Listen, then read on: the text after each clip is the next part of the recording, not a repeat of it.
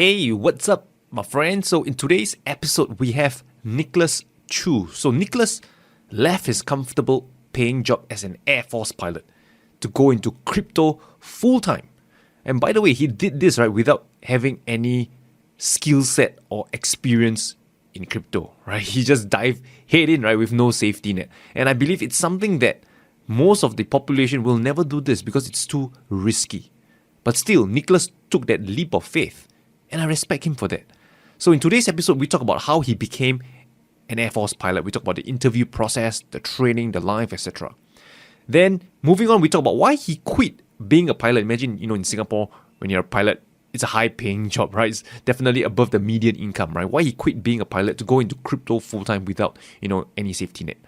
Then we talk about the trends that are happening in the crypto space, and also 3 tokens, right, that he's willing to hold for the next 10 years. So all this and more in today's episode. Sounds good? Then let's get started.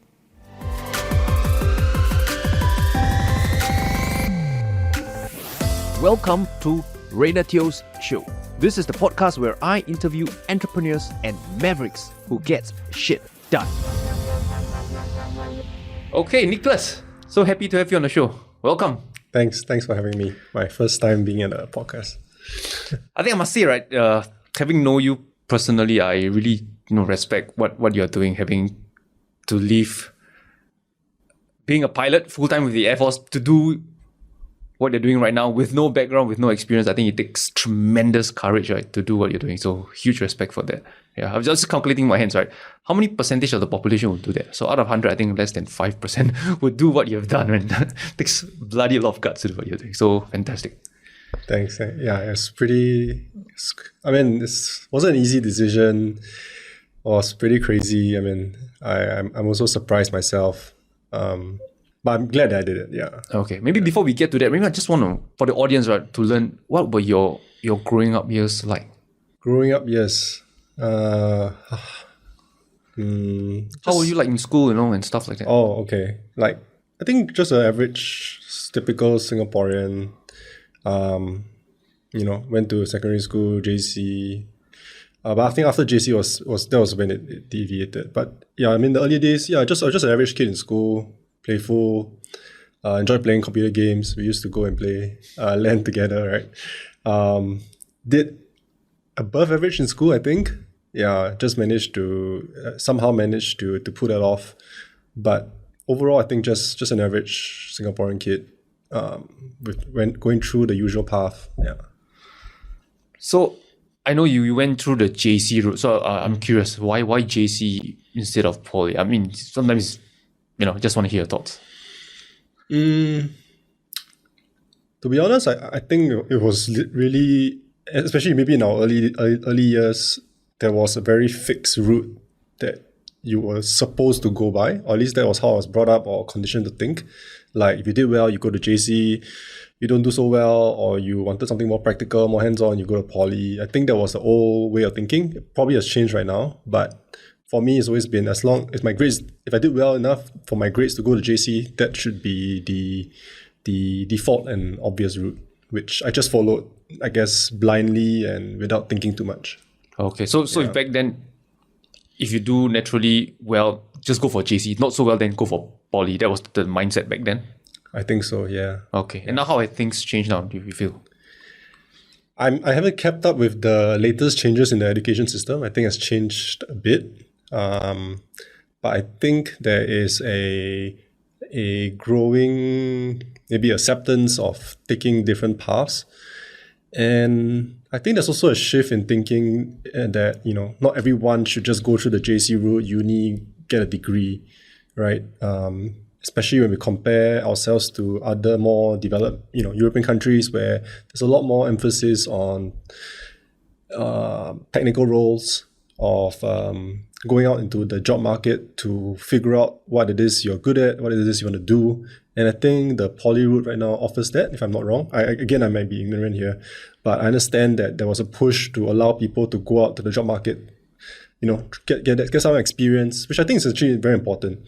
Then you know what you're good at, what you're not good at, and then you come back and refine the skills, or you pursue a path that you are interested in. I think actually, on hindsight, that is a better better model, because I think a lot of people, especially myself included, coming out of JC, have absolutely no clue what we wanted to do, right? We are just shaped by what our parents told us to do. For example, my parents told me to be a doctor, but that was not what I was interested in, without seeing what's out in the world, you don't know. Yeah.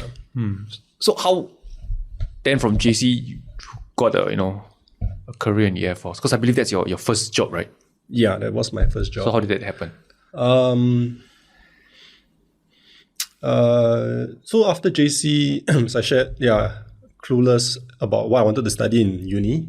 I applied for business administration course. Not sure what I wanted to do. Saw that the Air Force was open for applications, so I just submitted my application there. And then it was only a year later into NS that I received a call from the Air Force to come and try. And so I just went through their process, their medical checkups, their basic examinations, interviews, and somehow or other just made it through the process. And then was offered a contract with the Air Force eventually to start a career with them. But obviously involved signing a pretty long bond. Had to be bonded with them for 10 years. But because I was, not very sure, or rather clueless about what I wanted to do, I felt that was a good opportunity. Everyone around me told me to go for it. And so, I signed on the line and started my career in the Air Force.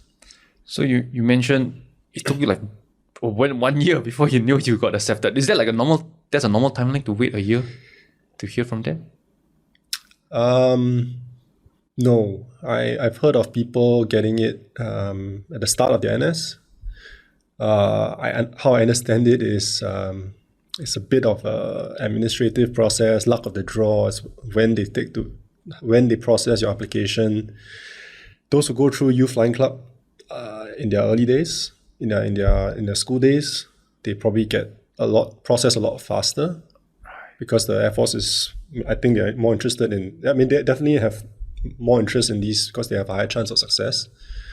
But for everyone else, I've heard of peers who got processed very quickly. But for me, it took a year, so I had to go through a year in NS before I started my Air Force journey. So what was the interview process like? Because I know it's very challenging to actually pass the interview and get confirmed placing. So how was the interview? How was the process like? It was my first interview being interviewed for the first time in my life. I remember being quite intimidated. Don't recall too much, but I recall as I was waiting outside the interview room, I heard the previous applicant go in. There was a lot of laughter. There was a lot of talking, and they seemed very relaxed and very comfortable with the applicant. And I felt a bit pressured because mine was very different. It was tense. They were asking me questions about how I will handle stress, how I react under certain situations. And I left the interview. I remember leaving the interview thinking, no, I didn't do so well. I didn't do so well. But after going through the entire Air Force, an entire Air Force career, I realized I think the interview is a small, doesn't play too big a role in the selection process. They are looking at a lot of other things. Bigger factors would be things like your medical, because they're only not everyone can pass the bars that they set. There's also the psychometry test. There's also your grades. Your grades actually matter. And after that, there's the actual flying process when they screen, when they maybe screen 70% out, like only 30% make it through the cohort. So I think the initial interview process is just a small part to play in the overall process of training a pilot. Okay, so if they call you up for the interview, there's a high chance many will just get accepted, but the cutoff point is after which through the pilot training, not many will be left. I can't say for sure what they're looking out for in the interview. So I thought I didn't do well, but maybe they were looking for other traits maybe I was too hard on myself. Maybe I performed better despite thinking I didn't do so well. So I really can't say for sure. What are some of the questions they ask you? Earlier you mentioned like to see how you handle stress. Any other questions that come to mind? I think initially they asked like, why do you want to be a pilot? I didn't have a very inspirational story about dreaming to fly when I was young. So I don't think I did well there. And I remember them asking me because I was in the armor infantry during my NS. So I remember them asking something along the lines of how will you handle stress in a tank compared to in a plane, something along those lines. And I answered it. I tried to answer it to the best of my abilities. Okay. Did they like ask you those technical questions like, which is the fastest aircraft, which aircraft can fit the most people, stuff like that? Oh, no. They didn't ask. Also, they didn't care too much about how much you know or little you know about the flying itself. Yeah. Oh, okay. For me at least. Yeah. How many stages of the interview are there? Just one. Just one. And if you pass means that's it, you're getting ready to So I think there are 3 parts. There's the medical, there is the psychometry test, it's like a computer test, and then there's the interview. Okay. So you pass the first 2 and then you get to the interview. I can't recall the sequence. It might be a variety. It might be the whole recruitment process it doesn't. I don't think one comes before the other. Okay. Yeah. What's the psychometry test?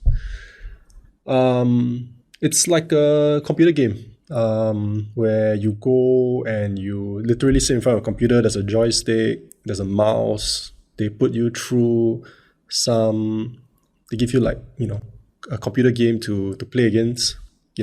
Move the dot to a certain point. Then after that, the interesting one was when they reverse the controls. So your joystick, normally you push up, you go forward, but now you push up, it goes backwards. So it really sees how good your psychomotor skills are, because I think that's important. So you need a basic, decent standard of psychomotor test, of psychomotor skills. Obviously, playing computer games since young helped a lot with that. And I think there's also like a sort of an IQ test as part of that. So memory tests, I think just basic tests to test for intelligence, memory, psychomotor skills. Okay. Are they like looking for maybe the top 10, 20% of people with such skills, or average one, they're also okay with it? I don't think they're looking for top 10%. And as of late, with our declining birth rate, actually the pool of talent that they can source from is shrinking. So they're actually more willing to accept, someone. I guess I wouldn't say they're lowering standards, but I guess they will have to accept more people into the program and give them a shot. Right. I think as long as you don't end up wasting the Air Force money, which is taxpayers' money, by being a non-quality candidate. So as long as you try your best, you meet certain basic standards, they'll let you through, and then they will try and assess you at the flying stage. Okay, that's the most critical one, like assess you. Yeah. So how long does it take before you get to be assessed on that flying stage? I would say it took about half a year or a few months, maybe. Before you fly a plane? Yeah, that's where before you go for this initial phase called air grading. That is the first stage we all go through. That's actually in recent developments. There's another test before you actually go and fly in the plane. I think it's a new project. It's meant to let you play around with simulators, actual flying simulators in the Air Force. So they build these simulators where you go in and you fly a flight simulator. So that's where they will do more assessments and more assessments of people before they go for air grading, which is to actually fly the plane. Okay, got it. Oh, by the way, maybe your hands, if you bring back here, because if it hits, I think the sound might. If you hear the pop, tat tat tat sound from your ear, Okay. so maybe I think that will be easier for you. So Okay. yeah. So anyway, continuing. So okay, flying. So how does it feel like for the first time to fly a plane? Because I think 90% of the population will never fly a plane in life or more than that. I would say, for me at least, it was quite intimidating at first. Especially because in the basic training, after a certain stage, they let you fly solo. To me, that was initially very, very intimidating because you know that you're all alone once you're up there. If anything goes wrong, you are supposed to be able to handle it. There was also at the later stage of the basic training, there is also close formation flying, where you fly close to another plane. And for that phase, you also go solo at some point. And being that close to another plane, it's like 10 feet. It's quite. I mean, I think what you should do is to not keep thinking about the disaster scenarios, right? Block those thoughts out. But when you actually think about it, you realize, shit, this is how close you are to danger, catastrophe. But the Air Force, the training is rigorous. They get you to a point where you are ready to handle that, and you just have to be, just to trust the training, be comfortable, be courageous, and it was fine. And after a while, you start to learn to enjoy the process. I remember when I was in Australia and just flying over the landscape, flying over the sea, diving in and out of the clouds. There's that sense of freedom. There's a sense of like, wow, this is pretty cool. And especially when you're flying solo, you're free, basically completely free. We practice our aerobatic maneuvers solo, so you're doing loops in the sky, and it's quite a so like process. the movie Top Gun, how similar is it like to what they're doing? How many percent resonance could you relate to it? For me, I ended up becoming a helicopter pilot. Okay. So I have never sat in the fighter jet, so I can't say. I'm not qualified to say.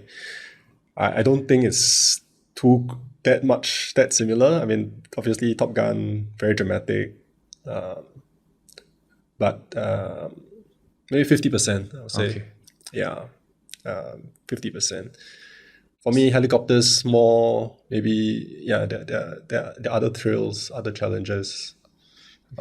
Because helicopters, the challenge of helicopters is actually flying very close to the ground, right? So when you fly that close to the ground, there are other challenges that present itself. I mean, you watch Black Hawk Down, things like that. Equally exciting, different challenges. So earlier you said that when you fly solo, so does it mean that you're alone in the sky, and then is there anybody watching you? Like, you're flying solo, but is there like, some senior watching you, making sure you don't do anything funny, or just on your own and on time, on target, come back to wherever you need to be back? Sometimes they send instructor in another aircraft to fly, to follow you, shadow you.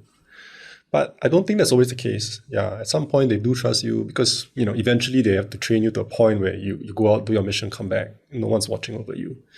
So at some stage in the training, they actually let you go. I mean, they track you. You're tracked on radar by the air traffic controller. Right. But obviously you can't do things that would be illegal, like pushing the plane past the G boundary. What's the G boundary? So G is like G-force, right? When you do this go back to Top Gun, when you do a sudden maneuver, like a hard turn, you sustain G forces, right? that is the force of gravity, and the plane has a certain G limit. Like you can't yank it too hard or pull past a certain G limit. Otherwise, you might compromise the systems on the plane. So what's the limit of the G that you are constrained to? Well, it's been a while since I flew the plane. If I'm not wrong, it's about 7 Gs. So layman like me, I can never understand what is 7G. So can we, how does 7G feels like? It's just 7 times the weight of gravity on you. So you feel like your face is, there's a lot of force. Your skin gets pulled down. Your blood actually rushes down to your legs. Even F1 drivers feel that when you do a hard turn at high speed, you feel that force. That was another aspect of Air Force training that was interesting. We had G-force training on the ground, where we had to sustain up to 9 Gs without blacking out. How does that work? So there's a machine in the aeromedical center that spins, and when it spins, it recreates this force of this G-force, and they can calibrate it such that it slowly increases up to 9 Gs, and we are taught in training how to it's like tensing your muscles. There's anti-G maneuvers to help you to survive in the G-force. Because if you don't do those things, what happens is you black out, and many people black out. So we watch in the machine. There's a video that's actually looking at your face, so we can watch our other course mates go in and try. And when they black out, it's always a very hilarious image, because obviously it's not fun for them, but we all go through it so we can laugh at each other. And you're supposed to be able to stay awake and not black out, because the idea is that if you go up in the plane and if you cannot sustain the G-force and you black out, then you crash. Okay. Is there a biological reason why you black out when the G is too high?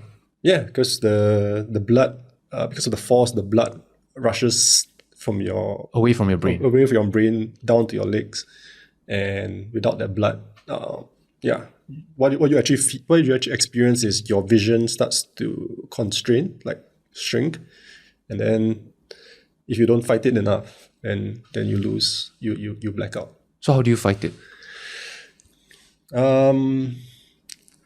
You fight it by tensing your muscles. So actually, they do prescribe a lot of gym work. So while we were trainees, we went to the gym almost every other day. So staying fit, having muscles help. You wear an anti-G suit also. The suit is like a pants, and it inflates when the G-force increases. So it helps you to further tense your muscles, because when you tense your muscles, you force the blood back up into your head, and that helps to and then there's breathing techniques as well. Got it. Yeah. So not everyone passes this. So if you don't make it past this, like you always black out, then that's another stage where you can get attrited. Oh, what's the percentage that can't make it through this stage? I don't have statistics, but I would say maybe 1 in 50, maybe. Okay, so it's a small percentage. Yeah.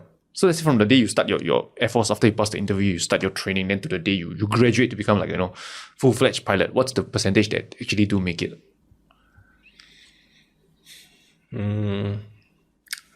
I would say maybe 30%. Wow, then 70% don't make it at all. Yeah. Well, that's brutal. How long is that entire process? About 2.5 years. Okay. Is this statistics very consistent throughout the world? Like if I take a private plane license, I have a 70% chance that I won't be able to get a license. Or is it just the Air Force itself because they are more stringent? Oh, very different. Air Force definitely a lot more stringent than commercial or private flying. Okay. Because there are, exactly, like commercial planes, you don't have to worry too much about G-forces. The other part about being an Air Force pilot is also being an officer. So we go through OCS like any other officer, and that's also a stage where you may not make it. And this is not true for private commercial airlines. So the Air Force definitely has a lot more a stricter criteria to get through, and definitely more rigorous training. So not the same. Yeah.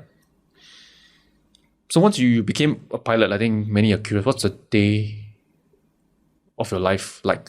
When you're a pilot.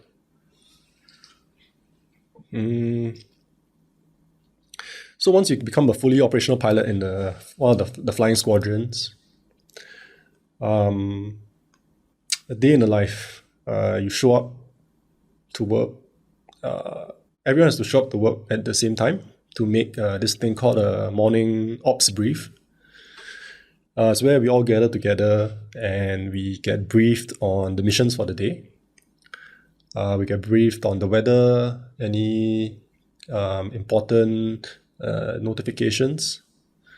And we also go through quite a rigorous, how do I say it? We do like a mini test for the junior pilots, where we talk through some kind of like emergency scenario. And we also quiz everyone, on certain knowledge about the aircraft that you're flying. This is to make sure that everyone's always fully up to, they're not slacking. The standards are being maintained, and we keep people on their toes. It's actually quite an intimidating process. For example, you get singled out, in the whole squadron of 50 people. You stand up, and they throw you an emergency scenario. You're flying over the South China Sea. Something happens to your aircraft. Boom. What are you gonna do? And you talk it through. In front of 50 people. Yeah. The idea is that if you can't do it there, then if you're in the plane, you're not going to be able to do it. And many people stumble on this, but it's a learning process. Sometimes it's painful. You get not say, I won't say ridiculed, but like you get critiqued. You get sarcastic remarks, but it's always done to ensure that that good standards are being maintained. Because you can imagine, over time, your basic knowledge, you get forgotten. The day-to-day things get in the way, and you forget things. And a lot of flying is about being very certain about what you're going to do next. I mean, in Top Gun, Tom Cruise said, "Don't think, just do." It's true to quite a certain extent. Like when shit happens, you shouldn't have to what do I do next? It has to be fast. It has to be quick. And that's what we are trained to do all the time. So I don't think there are any other jobs like these out there where every morning you get, quizzed on what your basic professional skills are to that extent. So it's quite challenging. It's quite rigorous. Yeah. So the ones that ask the questions, it seems like this type of questions are all very situational. So you can't prepare for all these questions or is there, or you can? You can try and prepare. I mean, there are a list. We have like a book, emergency book, of all the common emergencies. You should study those. The instructors will be the one that ask you. Okay. Yeah. So you asked me about what is a day like, right? That's just the first hour of our day. Oh, your brain is screwed. Yeah. You go in, yeah. You are still if you haven't woken up, you're late for work. You can't be late for work. If you're late for that brief, even 1 minute late, you buy the entire squadron breakfast. Wow, that's like $500 a day.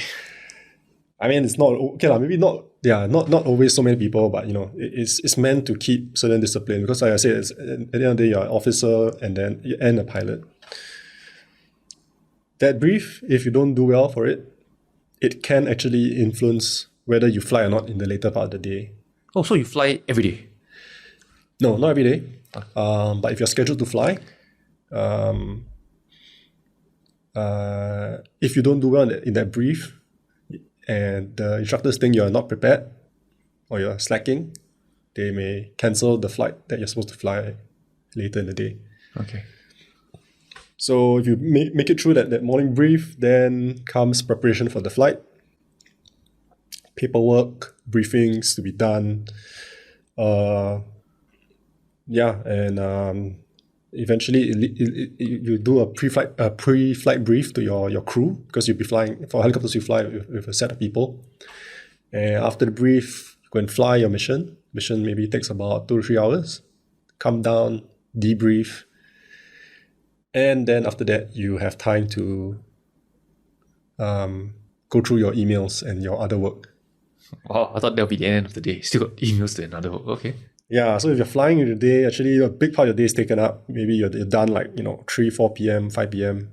If it could take longer, if there are other things, and then after that you have your other work. I think a misconception is that pilots only fly in the Air Force. That's not true.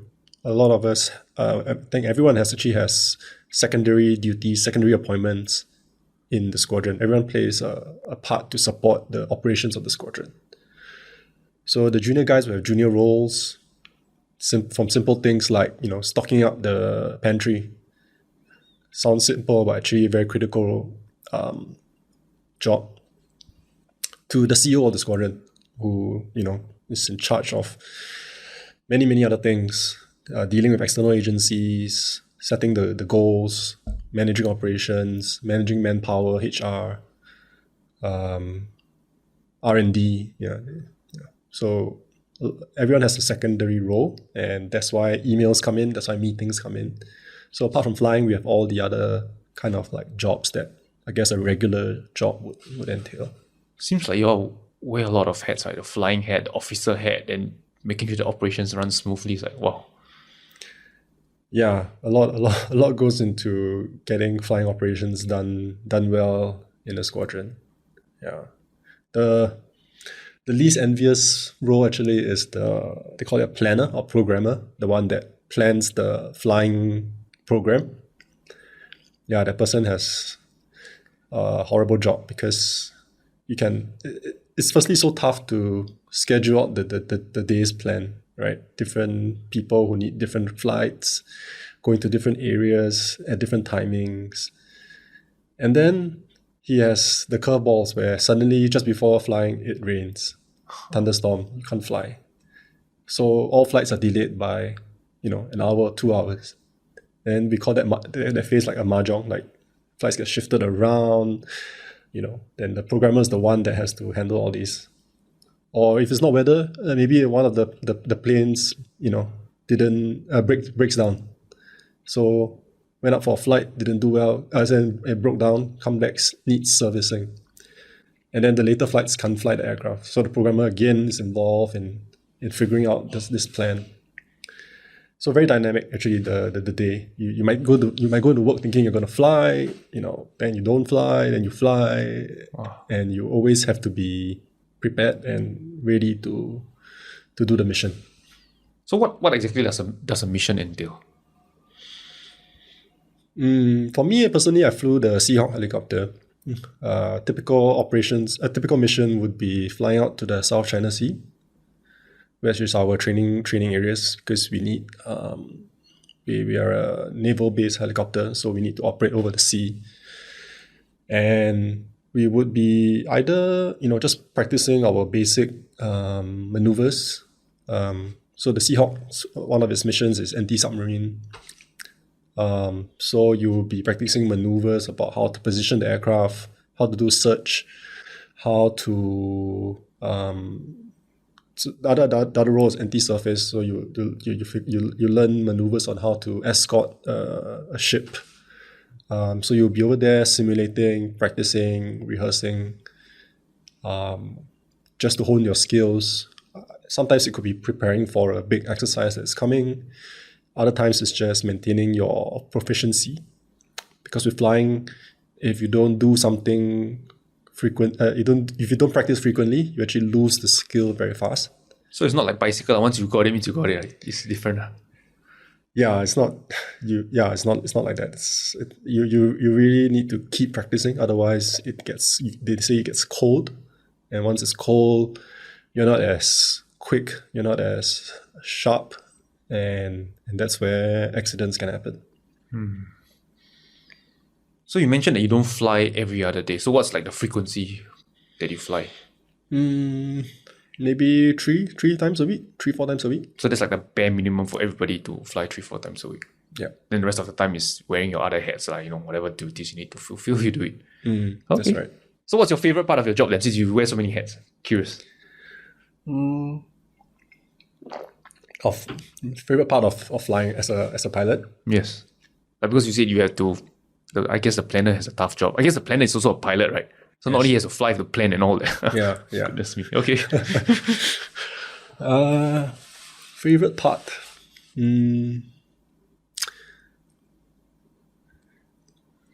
I would say,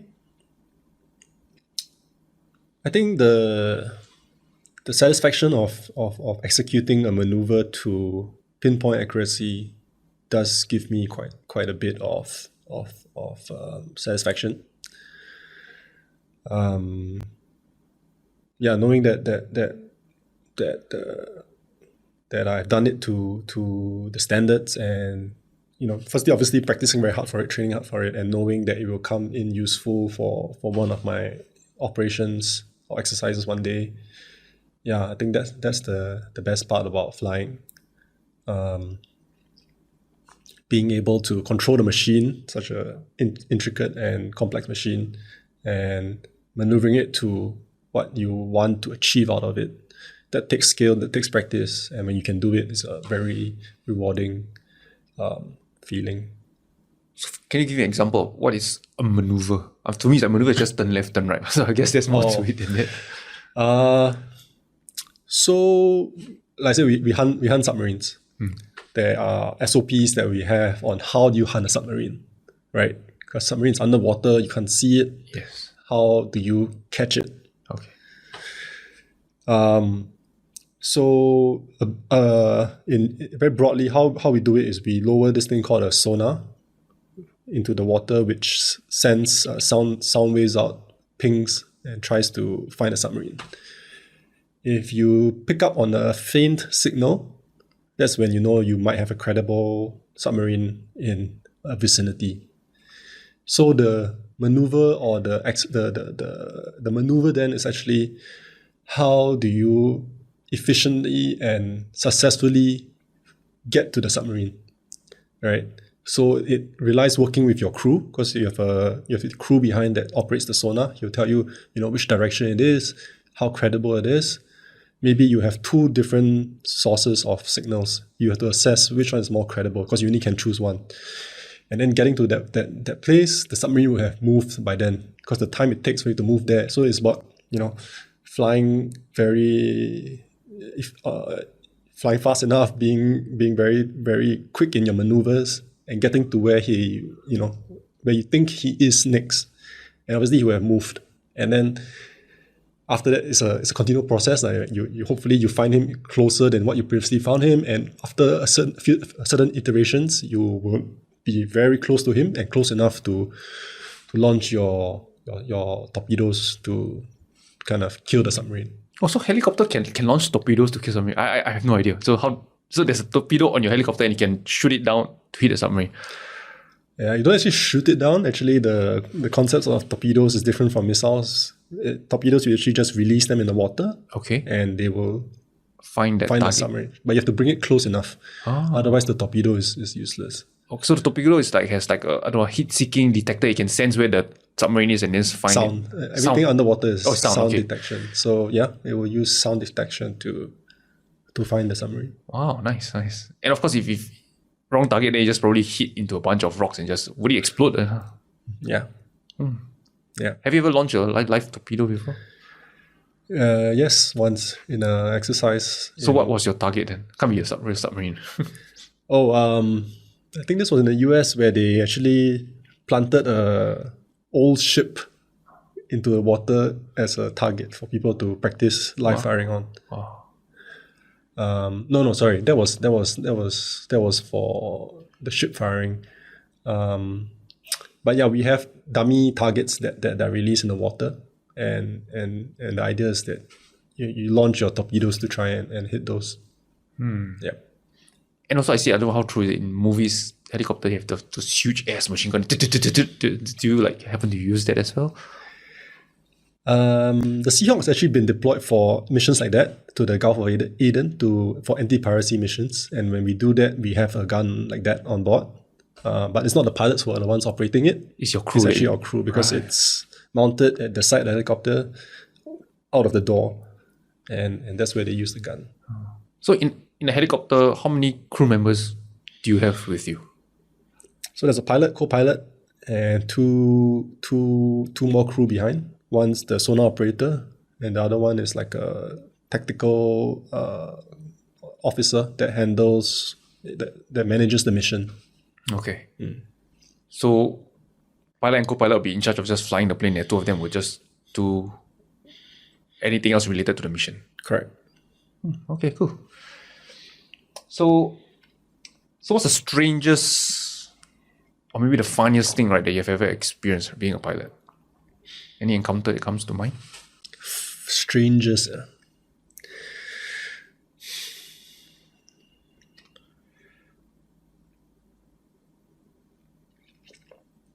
wouldn't say strange, but maybe like the most challenging thing I've experienced is because the Seahawk, we land our aircraft, we land the helicopter on the back of a ship. So that's actually one of the most challenging maneuvers. You can imagine being in a rough sea, the ship is rocking left and right, strong winds, and the ship is moving forward. So different forces from different angles, and you have to land the helicopter in a small spot. Now imagine doing that when it's in a thunderstorm and if it's at night. Yeah, so I've done that before. It's not fun, especially at night. You're wearing your night vision goggles. You don't have, it's pitch black out in the middle of a sea, and you're supposed to put the helicopter down there. Not fun. And every time I get out the helicopter after doing that, I always, just thankful to live another day. So there's actually quite a high probability where the landing doesn't go as planned, and then what happens next? No, I wouldn't say high.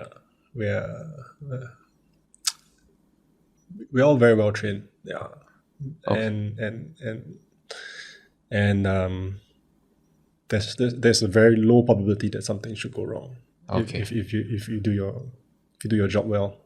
Because this reminds me of the Top Gun. There's a scene where they need to land the damn plane on that ship. I think yours is helicopter, but I guess similar stress to aim the thing and just. Yeah, different, but similar concept. I mean, the ship is small. It's a small spot that you with very little margin for error, and sometimes it requires you to do it fast. You could be running out of fuel. I think that's what happened in Top Gun, and yeah, you may not have unlimited tries to do it.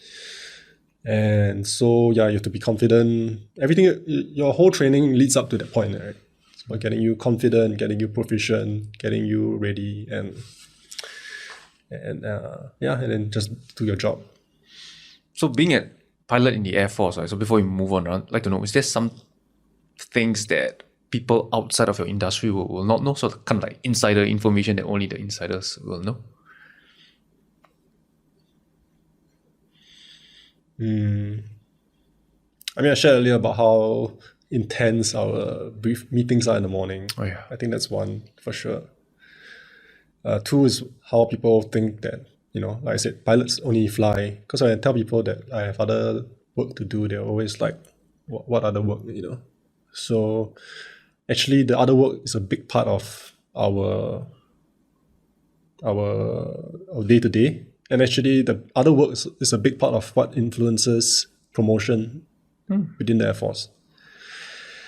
I guess the idea is that everyone is expected to be able to fly. You can't judge a pilot by him being better at flying. It's very subjective and it's very hard to measure. There's a standard that you can't fall below, otherwise you get into trouble.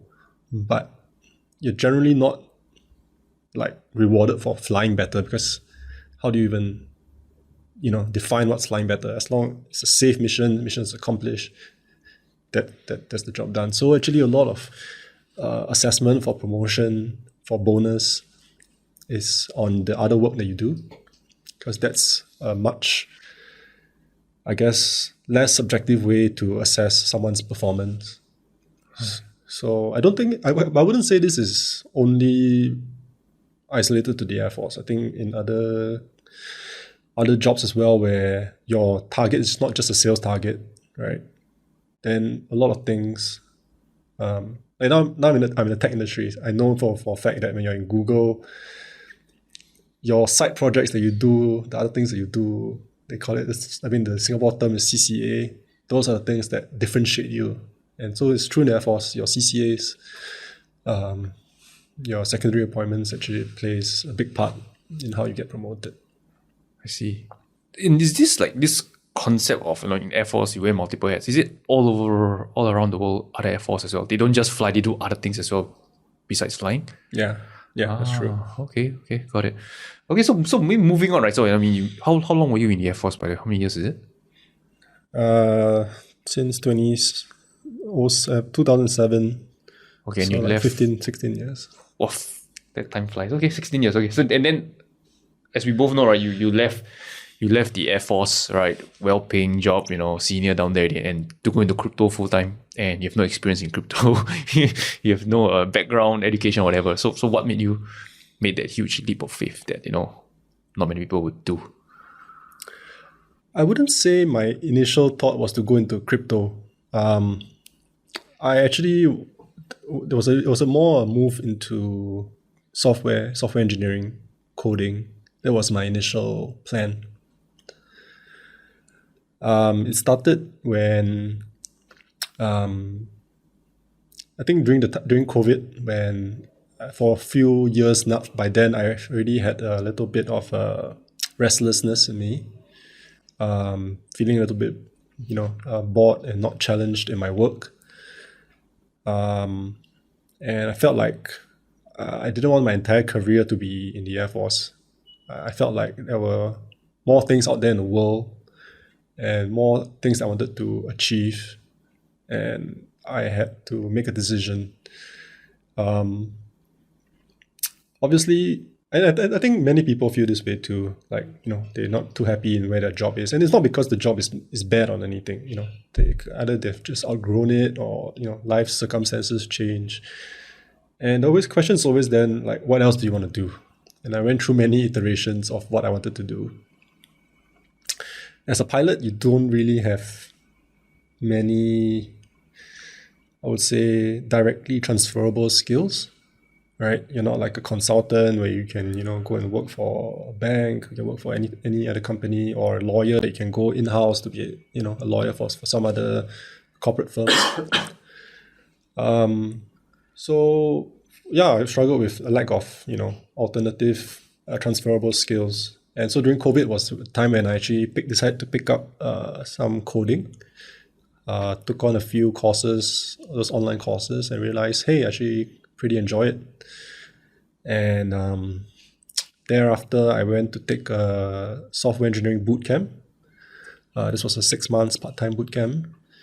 And then after that, after learning how to code, that was when I decided, hey, since I was also interested in crypto, right? Because at that point it was in the peaks of the bull market, and I was very interested in crypto, and I realized there's a big software or coding aspect to crypto, and I said, why not marry these two interests together, right? And that's how it brought me into crypto as a software engineer. I see. Maybe just to backtrack a little bit, earlier you mentioned that, as Air Force, your skill is like non-transferable. Because my train of thought would be, I think Singapore, I'm not sure, is it 45 or 55, you can't fly in the Air Force, then many will just go to commercial or flying. So would that not be transferable, since, just flying in a private sector instead of government?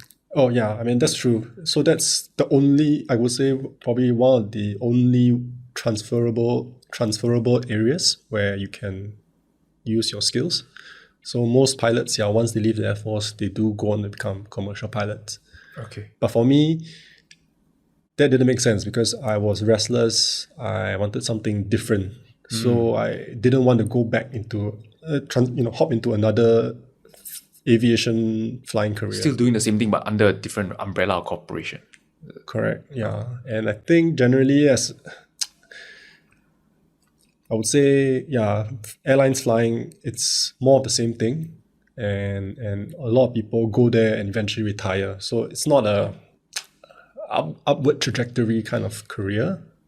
It's more, yeah. I mean, I wouldn't say you're like cruising or whatever, but obviously it's challenging initially. But after a while, steady state, you're just, like a bus driver ferrying people from one place to another. I see. I wanted something more challenging. Okay. So after you got the crypto, you pick up some programming skills. How do you then find your first job in it? Because I mean, you're after all someone who has very little experience, right? Then I think many people are wondering how do they even get started getting hired. I was lucky, I think. I offered to help a friend with his crypto project startup for a few months, and after that, he offered me a full-time role because he had seen the work that I've done, and it was of good quality, even though I didn't have a lot of experience. But I think being older, being more mature, being in Air Force for so long, you develop soft skills, things like good communication, presentation skills, high-level thinking. All those are three very soft skills that apply to software engineering, but are not tangible and not easily communicated across. So someone who does not know you will not be able to see those skills. But when you do work part-time, if you become an intern, actually those are one of the best ways to land a job in a good company. So for me, it was just my friend's startup. He saw that I could bring those things to the table on top of coding, which initially wasn't my strongest point. And thereafter, he decided to hire me full time. And I mean, initially I was worried. Like there are software engineers all over the world in your developing countries that are paid much lower. How do you compete with them? And that's something that my dad previously asked. I didn't have a good answer. But after going through this and realizing, the soft skills that I had, that not everyone has, especially, if you're not, English isn't your first language, you can't write well, you can't express your thoughts well. There is value in those things. And I guess that's what helped to set me apart. So what are you doing now in the crypto space? Okay, so while I initially took a general coding software engineering bootcamp, eventually, because I decided to marry my two interests, I decided to be very focused and specialized in the programming language of the blockchain. So specifically the blockchain Ethereum, a lot of smart contracts, a lot of code in Ethereum is written in this language called Solidity. I picked that up. I learned that by myself after the bootcamp, and now my job is to write smart contracts, write code for a startup that's involved in DeFi. So DeFi is decentralized finance. So it's a finance product. I handle the smart contracts that receives your tokens, receives money, handles the business logic, handles the transactions on the blockchain. And it's actually the core of the product. Yeah, so that's my role. Okay, so for those of you listening who don't understand what he just said, so I'm guessing to simplify it, so it's kind of like maybe an app, a finance app on the App Store. You're the one helping the app write the code for how the money comes into the app and manage how it flows within the app itself. Did I get it right? Just to simplify things. Yeah, more or less. So yeah, you're right. It's an app. And I think a lot of crypto apps these days are things where you can put tokens in, you can earn yield, you can borrow, you can do all kinds of financial activities on there. And at the core of these apps are things called smart contracts that allows these tokens to be sent in and out. Yeah, and that's what I'm responsible for taking care of. Got it. Yeah. And what's your biggest challenge, right, that you've encountered so far? In my job, Maybe for like to get to where you are in crypto right now, you have to learn how to program. You have to some element of luck, right, to have a friend who works in the startup to hire you. So were there any major challenges that you had to overcome, or obstacles that you find that man, that wasn't easy, but you pulled through? I would say, of course, the technical hurdle is there and is still there. Coming from someone without a computer science background, you always feel like you are lagging, behind other software engineers. So you have to work twice as hard to figure out things that don't come as naturally. But the best part about software engineering is there's a lot of resources out there. So yeah, you can always find an answer. You can always ask someone. You can always test something. If you put in enough effort, you get the answer. So that was initially an uphill climb. And I would say, yeah, other challenges.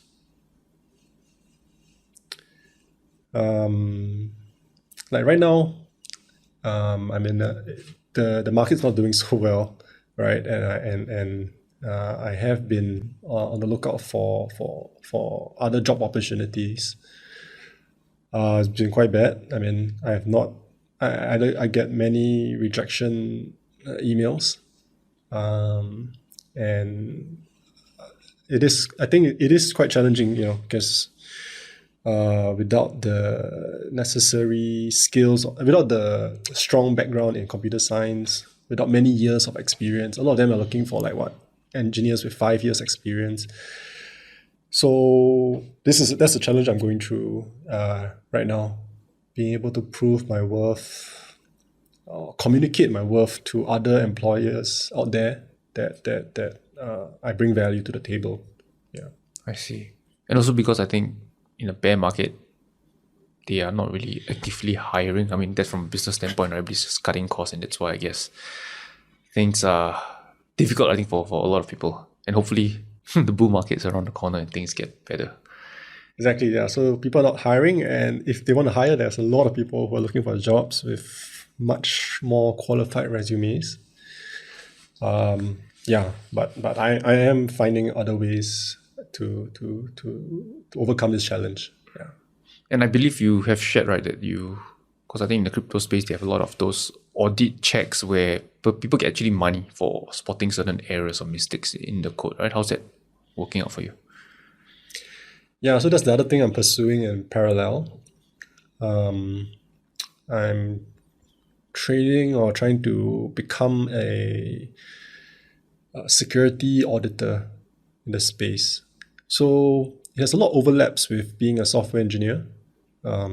Basically, instead of writing code, you are the one that audits or inspects other people's code for things like bugs, for potential vulnerabilities, for just making sure that that is safe and secure. And if you find something, you actually get paid money for finding those things.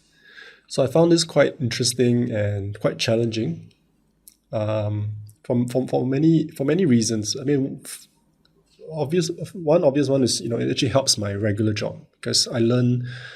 I see how other people write code. I learn what are the best practices, where I am not doing as well, and I learn from that. So that's the learning aspect. But also, it's a very critical service in the crypto space, because the crypto space is subject to a lot of hacks and a lot of money involved, because the code is literally money, right? Compared to like Web2, where money is money, but the chance for loss of funds is a lot less.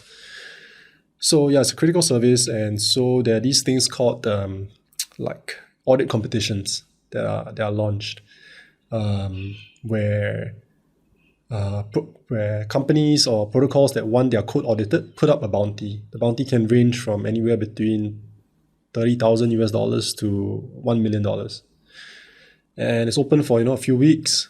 Anyone can come in, take a look at the code, and submit their what they find. And if you find something and it turns out to be a valid finding, you get paid. So that's the other thing that I've been trying my hand on. It's been very, very exciting. Yeah. And that's an area that I hope to develop my career in as well. So how do they determine how much you get paid? Since like $1 million, I'm pretty sure not just go to one person, right? It's split among, I don't know, 10, 20, 30. So they have built an interesting algorithm and incentive system, right? Where they categorize issues based on severity, high, medium, low. The high obviously gets paid out more. If there are more high findings, the money gets split into the different findings. So if you found 5 out of 10, you get half the amount of money allocated to those pools. And they've also developed a algorithm and incentive system where because the other challenge is anyone can come and submit, right? If I found something, why don't I just submit 10 times of those findings and get all the money? But the incentives are designed in such that you're not rewarded for you're actually hurting yourself by submitting a duplicate finding. So it discourages people from doing that, and it overall has created a pretty successful system of just open, permissionless platform that anyone can come in, provide value, and make money off that.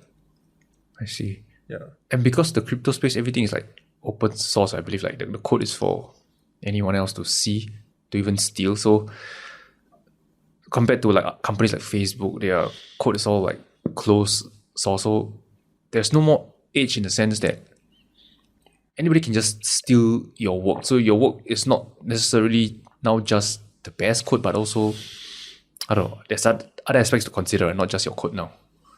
Yeah, that's an interesting point. What differentiates crypto from Web3 to Web2 is this concept of being very open and permissionless. So one, you have to make your code open and public, because otherwise people might not trust your code to put money in, right? But once you make it public, anyone can see it, anyone can copy it. And so in the earlier days of crypto, there were these things called, they call it vampire attack, where after a successful company releases their code, competitor takes their code, and in a sense leeches on the successful company's users by incentivizing them to come over and maybe giving them extra token, extra money, and stealing their users. So there are cases of these, but there are a lot of good. There's also a lot of good that comes out of this model. When your code is open, it creates a very competitive environment. So it never allows you to rest on your laurels. Once you release something, you're already, you have to be iterating or innovating on something new, something better. That's how you stay ahead of the competition. And that drives innovation, that drives, good technology in the space, because everyone's worried about getting their lunch stolen. The other thing is also, it's also not that easy to steal users, because the saying in technology that the best tech doesn't always win, right? So there's also that soft aspect about building a community, building a loyal following of users. So if you have done that, and you have a huge follower base, people People trust you. Trust is a very important thing, right? That takes a while to build up. You can't just steal trust.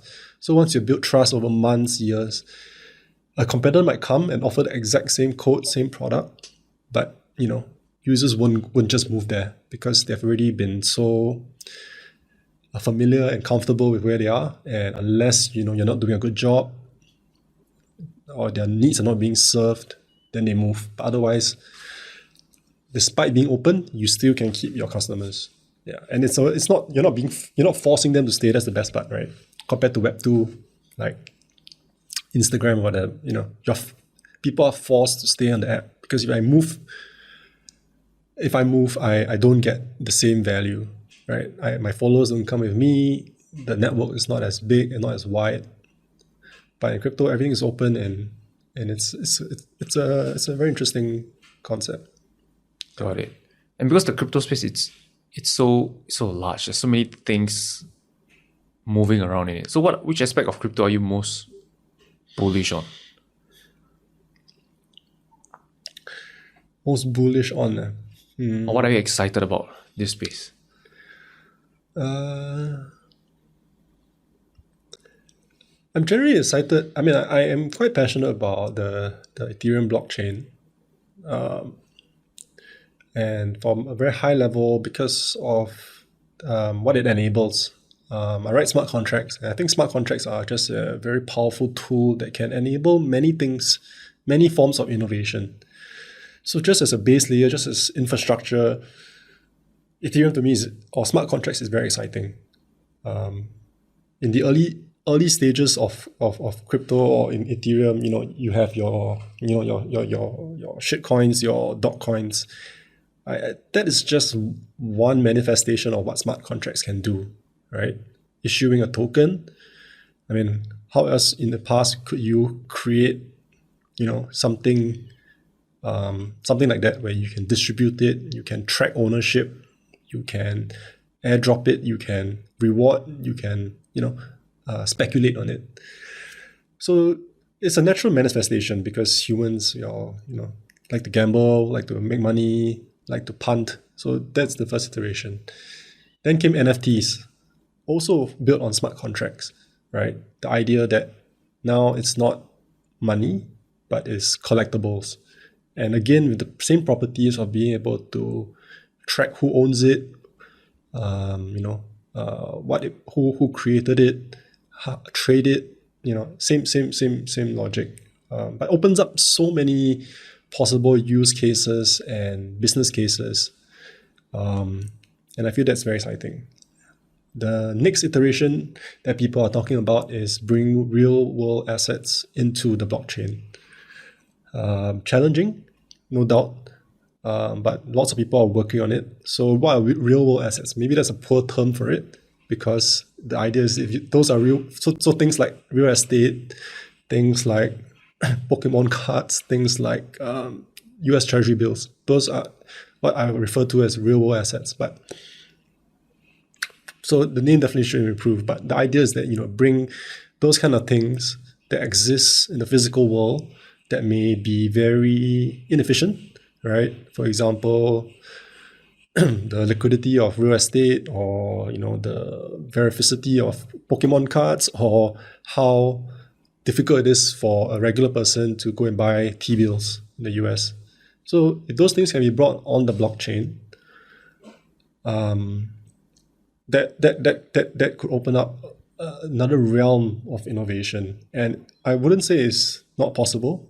What the crypto space has already done is bring a real world asset called the US dollar into crypto as in the form of stable coins. And some people argue that is one of our biggest use case in real life. The fact that now you have something that represents a dollar but is in a cryptocurrency that can be traded freely, can exchange value, can do everything a dollar does but better. So we've already proven that with a US dollar. Let's see what's next. Yeah. Got it. And what's the thing that you dislike about crypto then? Oh, so many things. It's still a very wild west. I must say. The idea that you have to self-custody your funds, the idea that your funds are held in a wallet that is secured by a private key that is, based on a set of 12 words that you write down on a piece of paper, and losing that means all your funds are lost. That to me is a little, I don't think that will appeal to the masses. So I don't like the aspect about that. It's a double-edged sword, right? Because self-custody of funds means also that no one has control or can touch or can influence the way your assets, the way they are.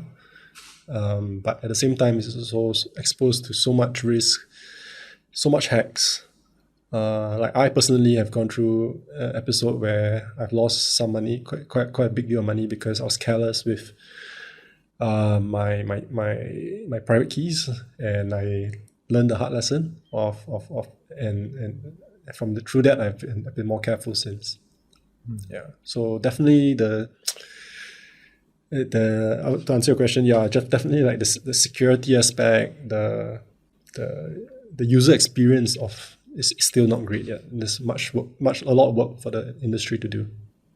So when you say user experience, you're referring to like the platform, the UI when they log in, how they look and feel compared to Web 2, which is more seamless in that sense. Web 3 is a bit more intimidating. Is that the word? Correct. Yeah. But not just the website. Everything from the way you interact on the website, all the way to what I mentioned earlier about self-custodying your funds.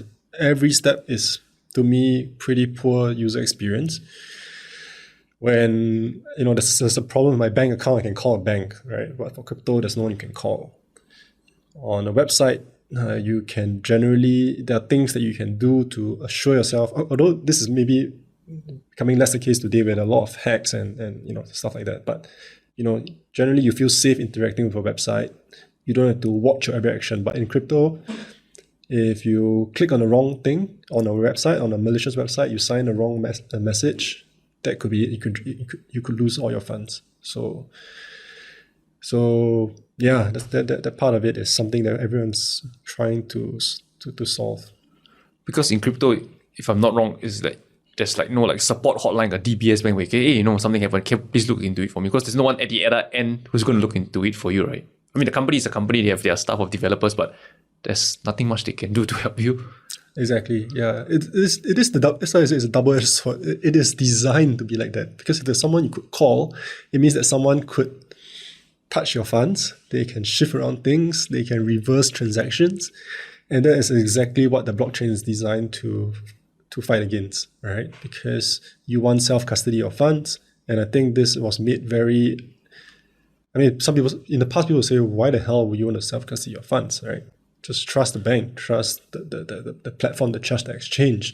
But we all saw what happened with FTX, where when you trust private entities with your money, it's a black box after you transfer your funds to them, and you don't know what happens after. But with crypto, if it's designed correctly, you can trace all your funds down to the dollar, where it went, where it's sitting, because everything on the blockchain is recorded. So love it or hate it, you know what I mean? That is something that the individual has to answer. To me, I find it fascinating. I think there's more good than bad, because eventually we will mitigate the bad. We'll come up with solutions, and the good is the principles, the ideologies behind it. To me, that part has a lot more potential. Yeah, and I think with time we will solve the issues that are plaguing the industry. So I'm curious to hear your thoughts, because like crypto, you said we're not seeing yet mass adoption because it's quite intimidating. Like, you need to memorize your seed phrase, the 12 words, 24 words. You need to make sure you don't get hacked. But at the same time, if we want to make it more friendly for the user, you would lean more towards, again, centralization, which again is kind of like against what the crypto ideology is about. So how do you foresee this playing out? Will there eventually be strike a balance, or is it going to be... Yeah, that's a good question.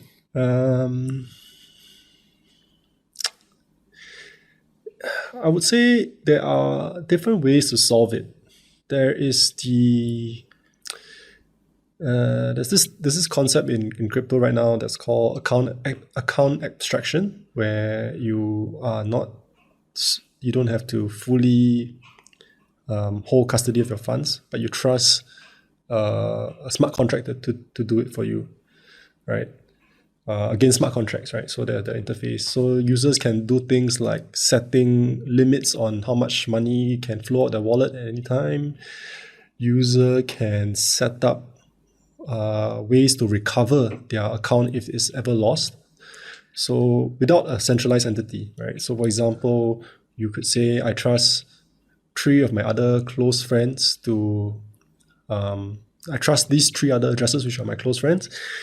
And if ever I want to recover my account, 3 of them must say that must give the green light, right? And so that's one way I can recover my account without the need of a seed phrase.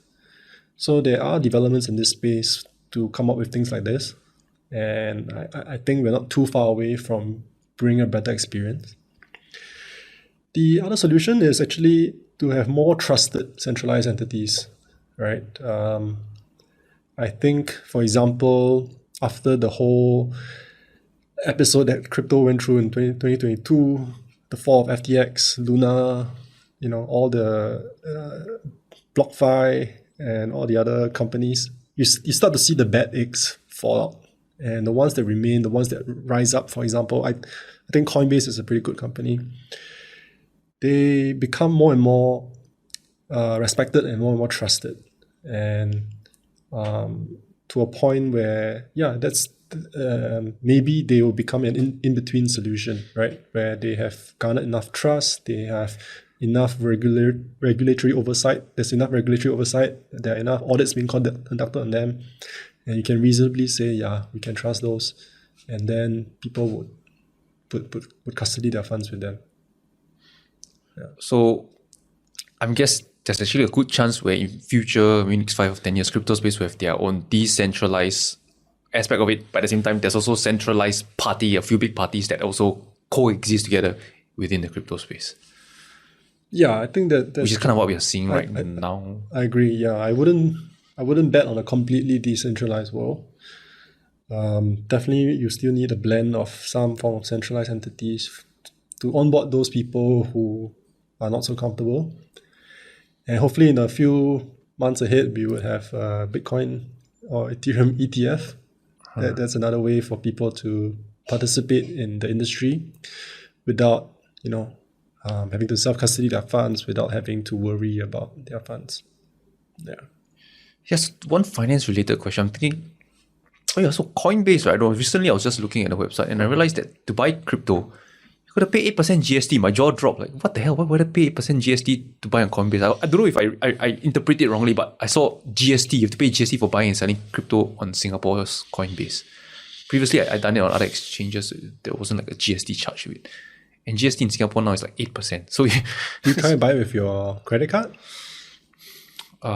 I've not tried. Just looking through Coinbase funding, and I saw the 8% GST pop out. So I just wanted to bring them up because I was very shocked to see a GST being charged to a crypto. Yeah, maybe if you buy it to a credit card, you might get that. I never encountered that before. But I think, on the same point, Coinbase is really working very closely with government agencies all around the world, Singapore included. So Singapore kicked out Binance, but Coinbase is getting more and more hit nods and regulatory approval. So I wouldn't be surprised that, eventually something like a tax or something, or some form of tax would be implemented, and Coinbase would be very willing to apply that. Yeah. And earlier we mentioned the ETF. Right? This reminds me like maybe I'm still ignorant here, but if institutions, they want to buy Bitcoin, right, it can just be like MicroStrategy, just go out there and buy it outright. Why do they want to wait for the ETF to be up first before they buy the Bitcoin via the ETF instrument? Do you have any take on that? Yeah, I've been listening to quite a few podcasts on it recently. What I learned was that the entire finance market, or rather people who invest in crypto, finance markets may split into three big markets, right? There is your institutions like banks, right? And there's also the retail crowd. So they say that the retail crowd makes up 20% of this entire thing. And they are the primary ones that are buying into crypto. Then you have 40%, which are the banks, which are dipping their toes, talking about it, doing experiments. But there's a huge other market of the remaining 40%, which is actually like your, I don't know if I'm using the right term here, but like your financial advisors, your family offices, your private, fund managers who invest for their clients, and their clients, they have to invest at the behest of their clients. Their clients may want certain exposure to certain markets, and I think as part of building a complete diversified portfolio, you have to see where the opportunities are in the market. Could be anything from, it could be a regular stocks, bond, equities, but also it could involve going to emerging markets, going to real estate, going to gold, and maybe, especially since crypto does perform well, Bitcoin is the best performing asset year to date. Maybe the clients want exposure to crypto, but these money managers or fund managers can't go and buy Bitcoin for their clients. Right, it's just not. It's just a weird situation right now. Like you can't just go out and buy it. They would probably have to gain exposure in an indirect sense. But having something like a Bitcoin ETF makes it a lot easier for them to get that exposure. Right, you can do so in a way that there's no worry or headache or self-custody. It's exactly like buying any other ETF out there. You go out there, put money, get some shares, and you have the exposure. Boom, done. And so I feel that people saying that this new ETF will allow a lot of these huge part of the market, right? Let's say 40% to come in and do that. And if every portfolio needs 1 to 5%, which people say is exposure to crypto, which people say is healthy, which is recommended, and you could see a lot of money coming in. All right, let's hope that's the case. Fingers crossed. Yeah, I'm always a perpetual optimist about the space, so I tend to believe in the good. Yeah. Okay. So correct me if I'm wrong. So if let's say the Bitcoin ETF is launched, right? Then let's say a fund, right, wants to buy $1 billion worth of Bitcoin. Then the ETF itself has to buy $1 billion worth of Bitcoin on the spot market. So that's how their ETF can show that, hey, we're actually holding this $1 billion worth of Bitcoin. I think that's how it works. But I think day to day they will net off the buyers and sellers. So it may not be outright $1 billion, but eventually they would have to hold that amount of Bitcoin. Yeah. Okay. So they have to figure out how to store their seed phrase. It's all on the ETF side. They have to figure that. Yeah, I think there are a lot of solutions out there. People are building a lot of solutions. Companies are being built on this about handling things like this. Corporates in a way that is, But yeah, a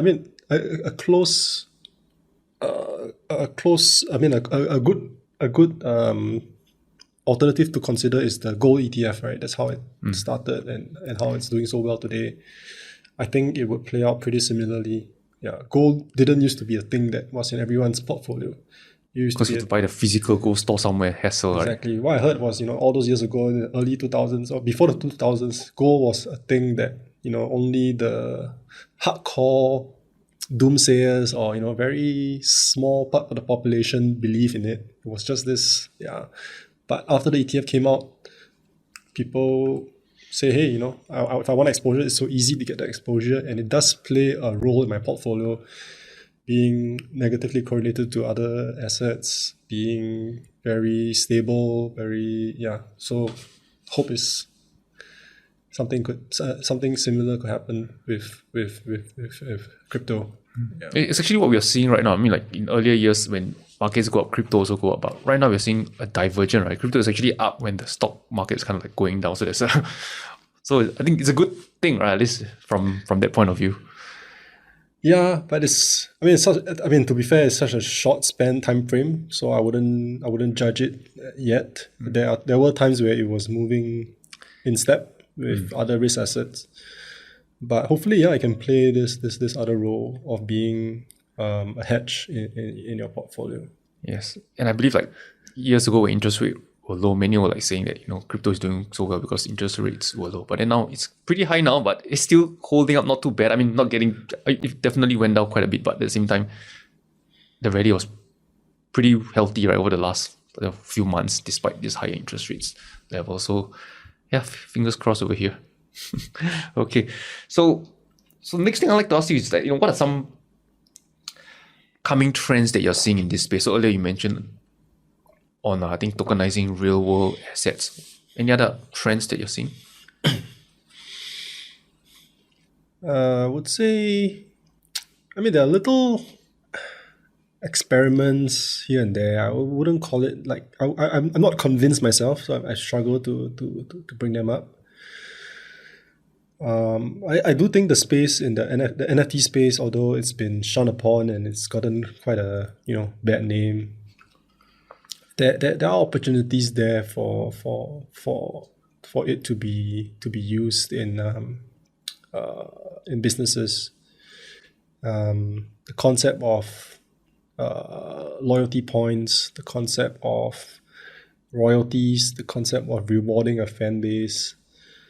I think that's an area that people are trying to. The thing that some people have been talking about are music NFTs. Obviously, still very nascent, still no product market fit. But just for people who are curious, yeah, people are trying to bring some of these things, represent some of these things as NFTs. An interesting project that was launched recently that did well is this project called Friend Tech, where you can also build. Sort of NFT related, but basically the idea that you can create some sort of like people can buy access to your content. That means you have a platform to share your thoughts, your words, your insights, or whatever, and people buy your shares to gain access to that content, and the shares that they buy of you can be traded. So if you spot, for example, someone who analyzes crypto or someone who gives good commentary, and you spot him early, you buy his shares cheap, maybe $10, and over time he gains popularity and he grows more followers, the price to buy his share increases, right? And the shares can be traded, and the creator himself gets a cut of it. And so it's an incentive system to incentivize the creator to continue to provide value for his followers, and for his followers to be rewarded for being loyal, and for being smart enough to spot this trend early on. So there are projects like that pop out. It's a little bit. Some people might say it's Ponzi. Some people might say it's just gambling. Sure, there are always some aspects of that in crypto. That's actually what makes the space exciting. But I'm not sure how successful it will be. Oftentimes, these are just early iterations of a final product that will come many years later. Okay. Yeah. So let's say if you could hold 3 tokens, right, for the next 10 years in cryptos, right? So which are the 3 tokens that you want to be holding? Let's say aside from Bitcoin and Ethereum, you can choose 3. Aside from Bitcoin and Ethereum, Ethereum is a big part of my portfolio. So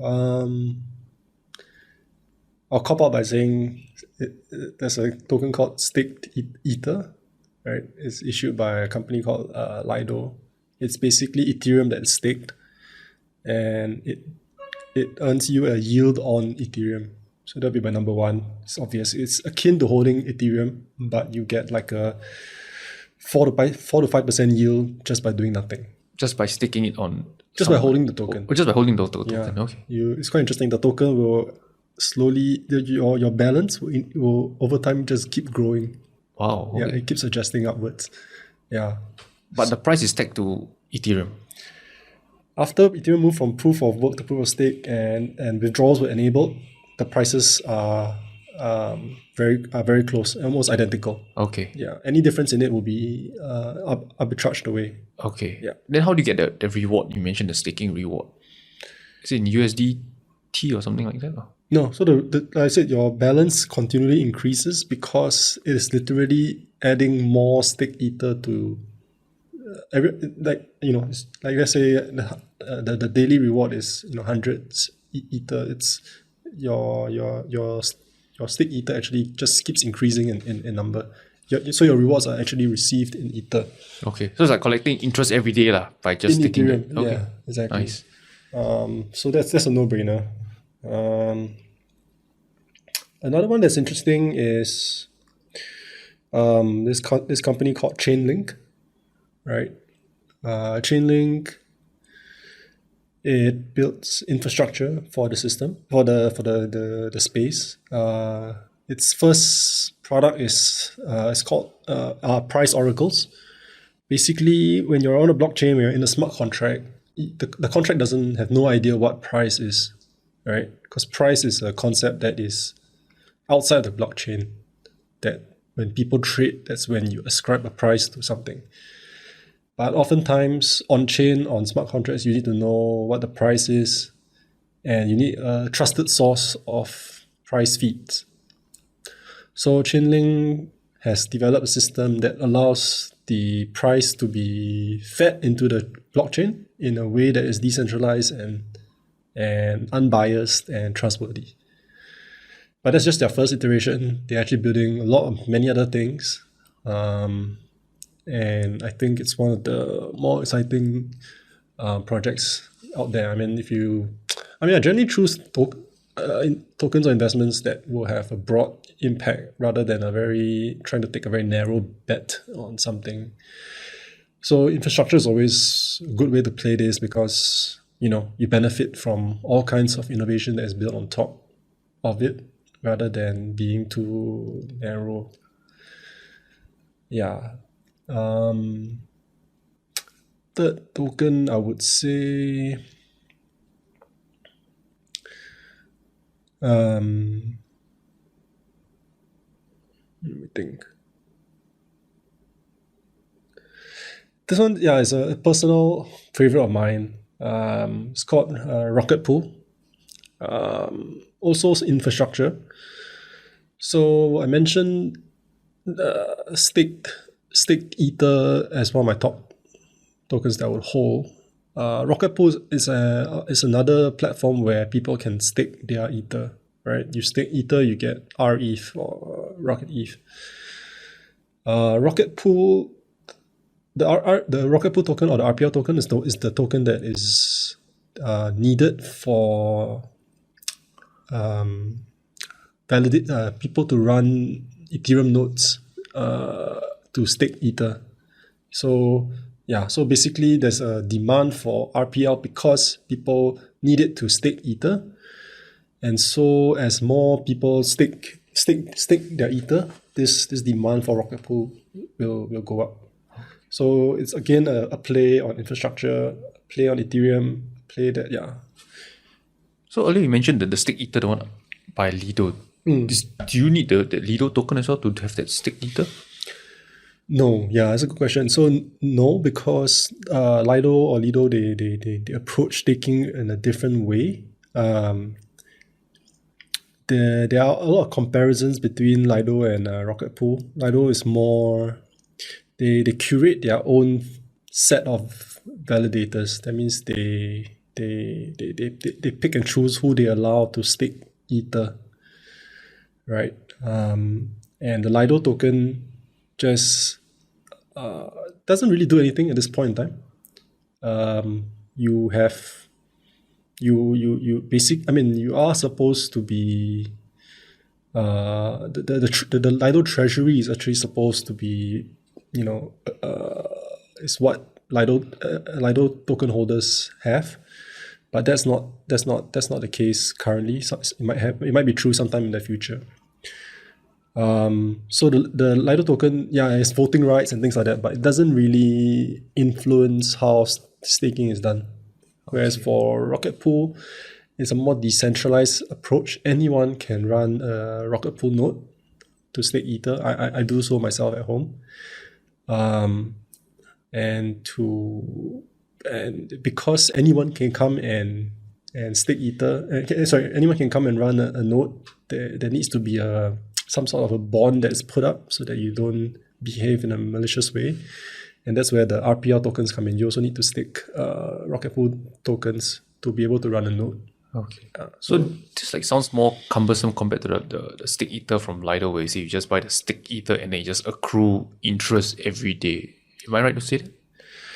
It's true. It's a more fuss-free approach, but you do pay a fee out of the yield that you earn. So there's a 10% fee. So Lido takes that 10%.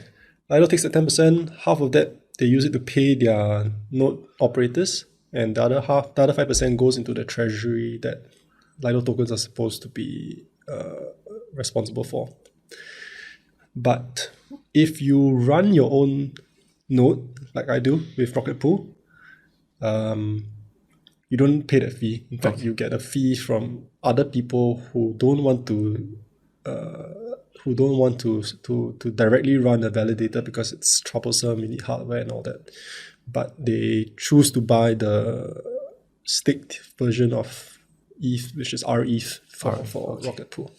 So for Lido, the stake Ether, how does the interest payment work? So let's say I go and buy this stake Ether from Lido, I put it in my wallet. So every day the money just goes to my wallet, just like that. Mm-hmm. So they know what's my wallet address and they just drop in a bit of interest every day.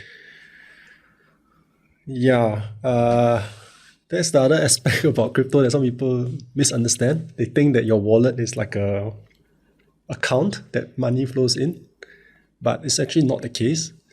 How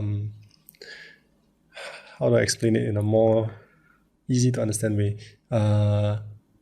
Let's say I have 10 stake Ether, right? The 10 stake Ether is not in my wallet. It's just the stake Ether contract that does an accounting to say, Nick's wallet has how many?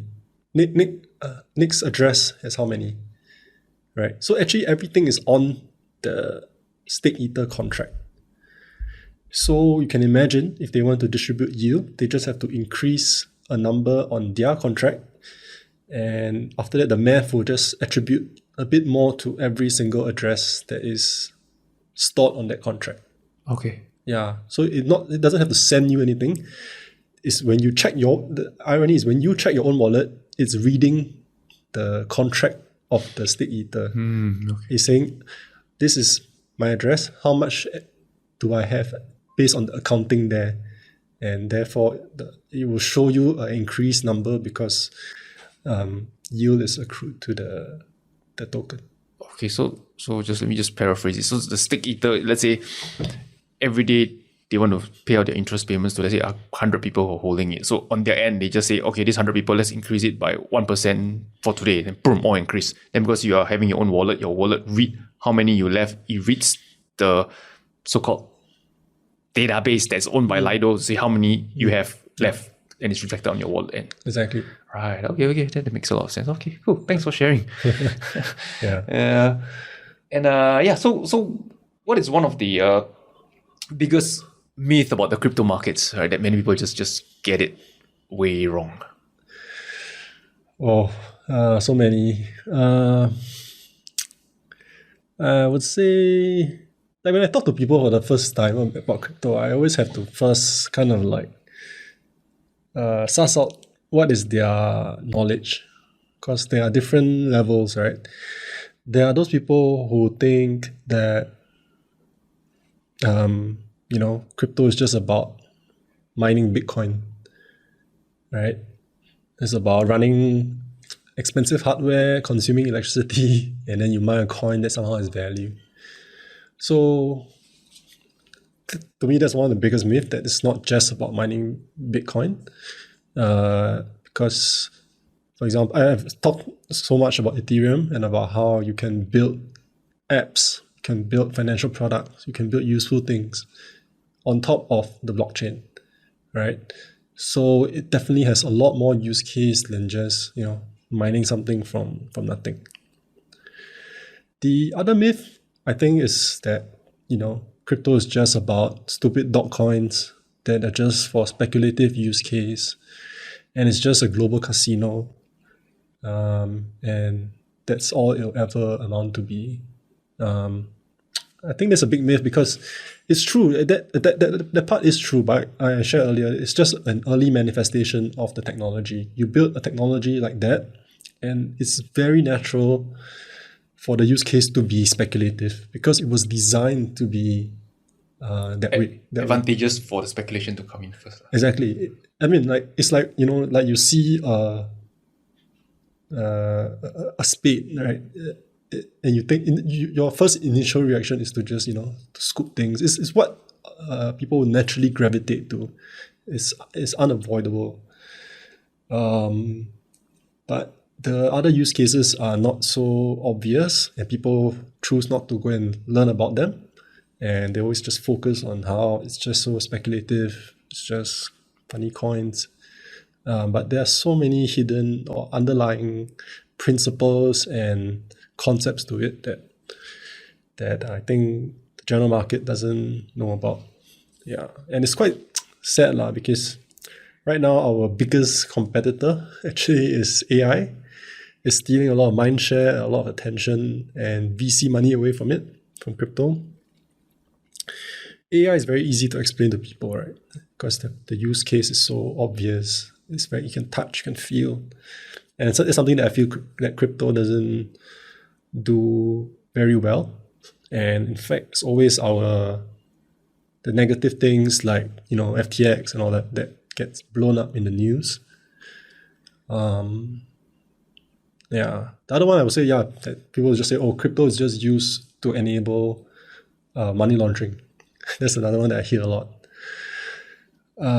Again, many arguments for it. One, I would say cash is still the biggest way that people launder money. Is cash bad? With any technological product, there's no clear good or bad, right? The funny thing is, if you don't build something useful, there will be no bad. No one will use it. But when you build something that can be used well, like the internet, people will immediately use it for all sorts of wrong things first, because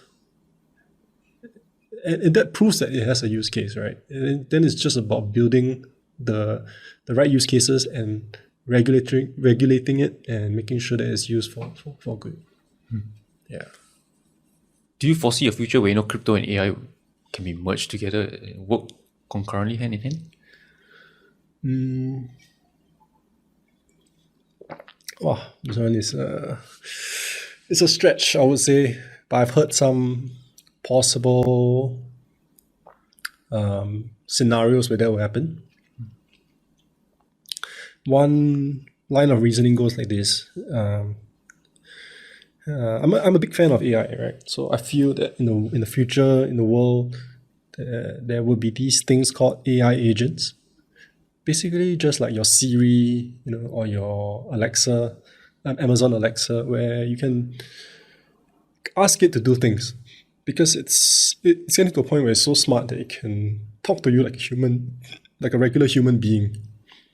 You can reason with it. It understands nuances. So you can ask it to go and do tasks for you, go and do a research on this topic.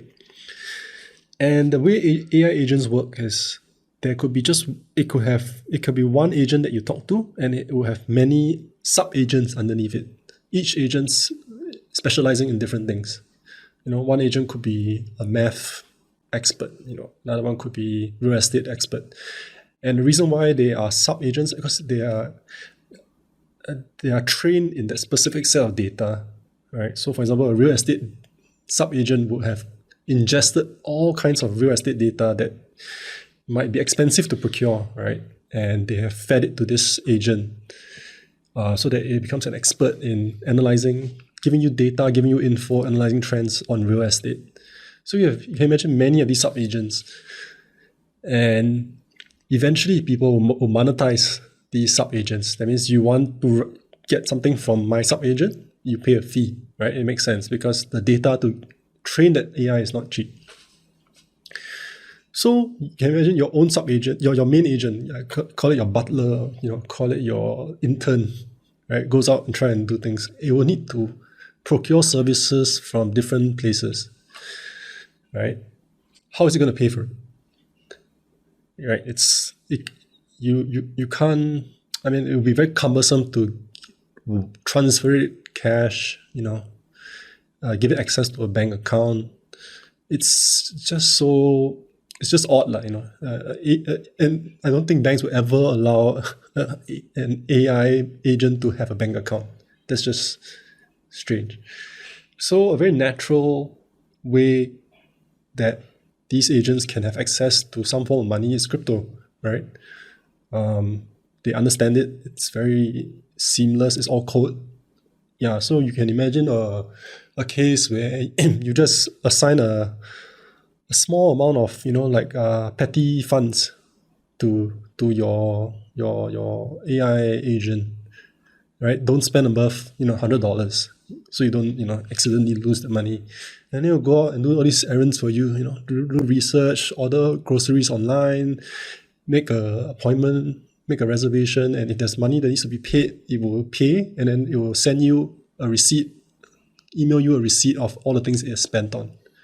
And then you tweak certain, the levers you can tweak, settings you can set that manages these things.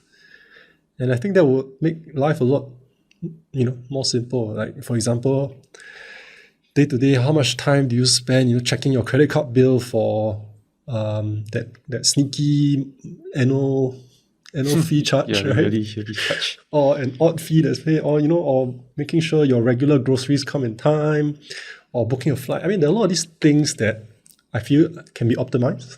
And with the rise of AI, I think that those things will be changed, and hopefully crypto can enable a big part of that. Wow, that'd be amazing. Speaking of AI, this reminds me maybe back to the Air Force. Right? Do you ever maybe see a future where maybe it's really in the pipework where AI will just take over the helicopter, you don't need a human pilot anymore? Yes, it's already, I wouldn't call it AI, but when I was flying the Seahawk, we already had a lot of automatic flight controls. Literally flying from Singapore to the South China Sea to hover over a spot 10 foot over the water can be done with the flight computer. So a helicopter can hover stationary over water, which hovering actually in the past, if you were to fly it manually, it takes a lot of hand-eye coordination. But no, now we press a button, it stays in that spot, freeing up capacity for the pilot to do other tasks. So definitely, yeah. Your commercial planes that you take, I would say 99% of your flight is done by a computer. Yeah. But we still have the pilot and the co-pilot, even though a lot of the work is still done by computer. Yeah, and people still don't fully trust it. But I think in our lifetime or in the next 10 years, we will see more and more people trusting the technology rather than saying, yeah, we need a human. Okay. So right now, actually, to fly a plane, is the technology already there to operate without a human, or still certain parts a human must still come in? I think the technology is there. But just that we don't trust it entirely. We want someone there to just in case. And it's always you always worry about the 1%, right? The 0.1%. It's like self-driving cars. We already have technology for cars to drive by itself. We can accept when a human makes an accident. Accidents happen every day. But if a self-driving car causes an accident, fatal accident, even if the percentage is way lower than average statistics, it's unacceptable. So that bar is set so much higher for technology, and unfortunately, and that's something that we have to work towards. I don't see, Unfortunately, it's like Why do you think that's the case? I think it's very human, right? It's very natural. If a driverless car killed someone I love, I'll also sue the company lah. You know what I mean? But if you, yeah, it's somehow less acceptable lah, because I think we accept that humans make mistakes. But we cannot accept that robots Yeah, make such we'll be like, mistakes. or rather, we'll be like, why let the robot drive if it makes any mistake, right? Well, let's stick to humans, but that's not optimal on the Grand scheme of things, right? Okay. You can say I can lower accident rates by a factor of 10, but some people will still be killed by robots. On the grand scheme, I think that should be better overall for humans. But for the person, The emotional side. the emotional side may not be acceptable. Okay. And maybe just going back to crypto, one last question. I saved this quote, right? Which I saw on Twitter. It says that, always make sure that the crypto that you're investing, right, has a clear use case tied to value, right? We're not buying company shares. We are buying a token which might be totally useless, right? Even if the project is a massive success. So not all projects need a token. What's your take on it?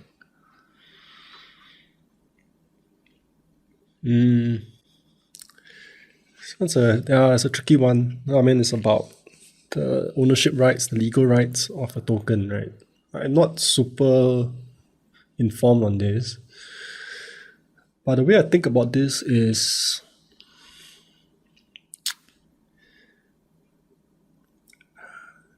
I think of this from two angles. One of it is like, now when you hold a regular company share, right? Let's say a share of DBS or whatever.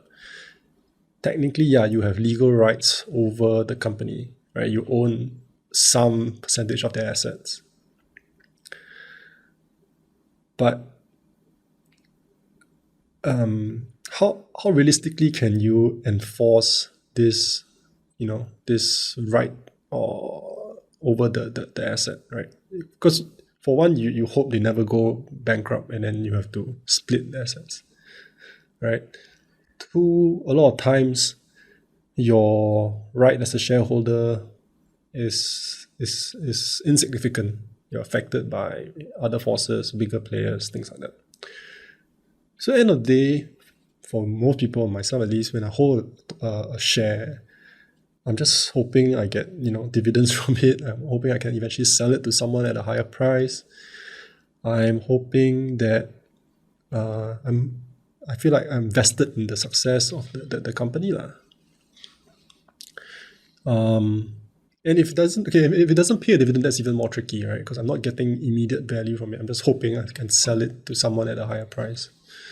And I feel that for token, that's a lot of that does almost exactly the same thing, right? A lot of crypto companies, they issue tokens. They don't issue any form of equity, right? There's no shares of, like Uniswap trading on the stock exchange.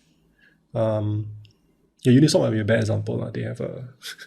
There's another class of shares to it, but other companies, like Lido, they don't have equity, and it serves its purpose of being a form of value because it trades. There's a lot of volume. I know that this token will be worth, and you see it rise in value the better the company does, right?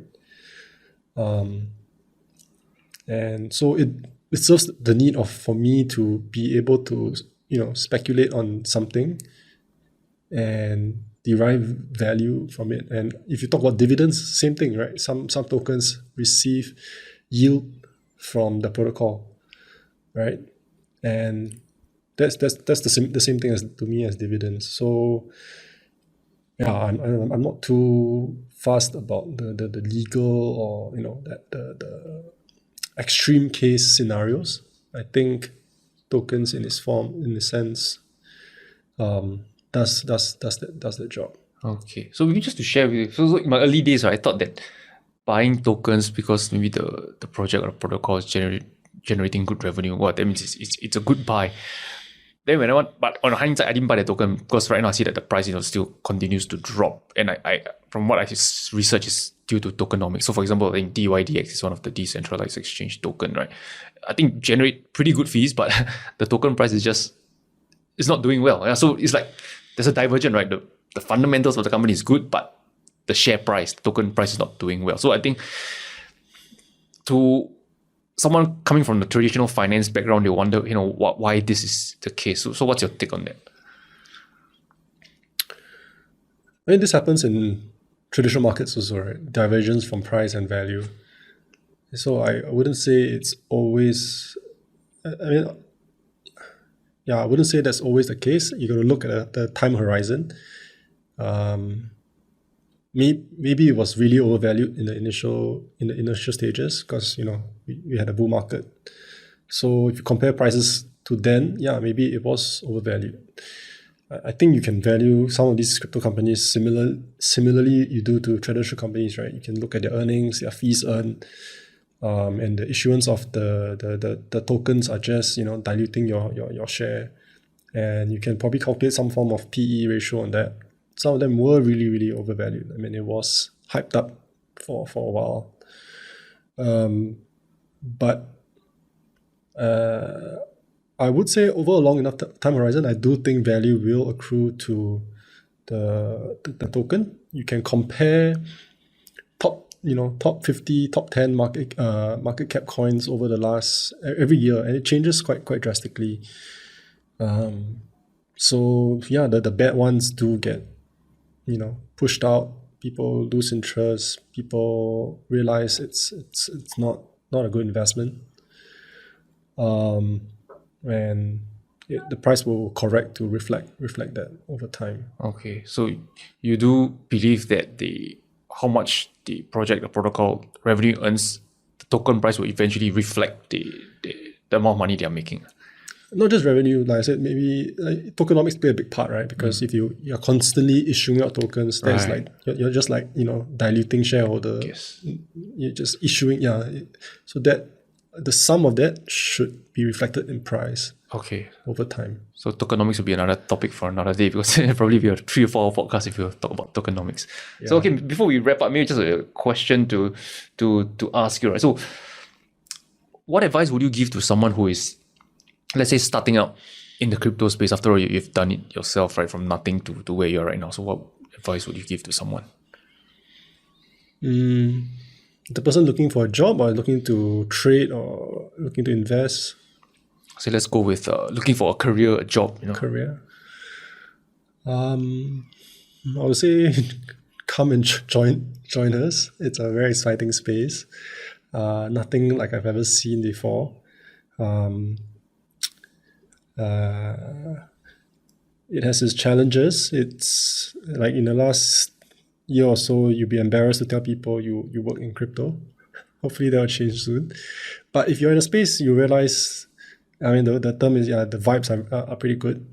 There's a sense of solidarity that we're all in this strange new place that is not accepted by everyone. But innovation happens at breakneck speed here. There's always something happening, never a dull moment. So I think it's a wonderful industry to be in. The opportunities are endless. I would start by getting your hands dirty. Like you have to, like, if you've got to get your own wallet, your own hardware wallet. You've got to trade on the decentralized exchange. You got to buy an NFT. You got to join a community, join a DAO, participate in voting. There's a lot of things to do. Try and earn yield. Try and position yourself for an airdrop. Right? There's so many activities, and once you do that, you get a better understanding of the space. Then you can see where your other skills and talents bring you. Right, there are all kinds of roles, from being a community manager to being a business, doing BD work, to being an analyst, to being a software engineer, to being a founder, to being a writer. Yeah, so there's so many things that you can do, but I think that would depend on what your innate skills are. But yeah, you need to have that. You really got to get your hands dirty, and then this is what we call in the space crypto natives, right? These are people who are on the inside. They're not just like, buying coins on centralized exchanges. They're really inside, and they know about the space deeply. Okay. And if you could go back in time and give advice to your 20-year-old self, what would you tell yourself? 20-year-old self, I would have just started pilot training then. I would have told myself, I would have told myself, there are some regrets I've had in my Air Force career. Maybe we didn't touch on that, but which is good. It's tough things to talk about. But would have probably given myself more advice to do better in my Air Force career. Things like speaking up more, realizing that it's not what you do, but how you position yourself, how you present yourself that actually matters more. I think as a young, maybe more immature person, I didn't realize that. And yeah, demonstrating yourself, your worth is actually more important. It's actually very important. I won't say it's more important, but than actually having worth. It's very important to demonstrate to bosses, to demonstrate to your network that you bring value. Yeah, that's something I struggled with for a bit, and it's something I would advise my younger self to put more focus in. Learning how to sell yourself.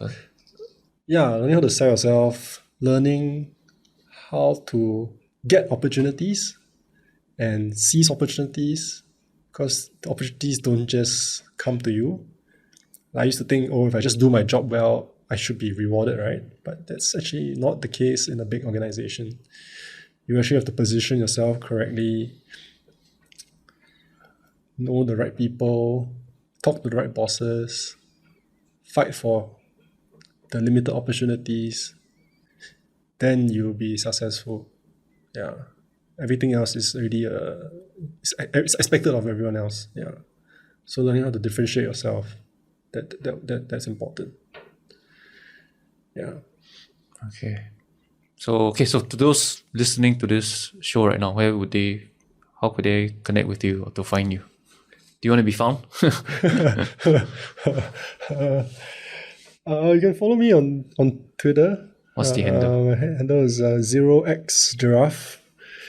0x is a crypto thing. Giraffe is my call sign when I was in the Air Force. Right, okay. So I blend the two to So if they just search 0x giraffe, something should pop out.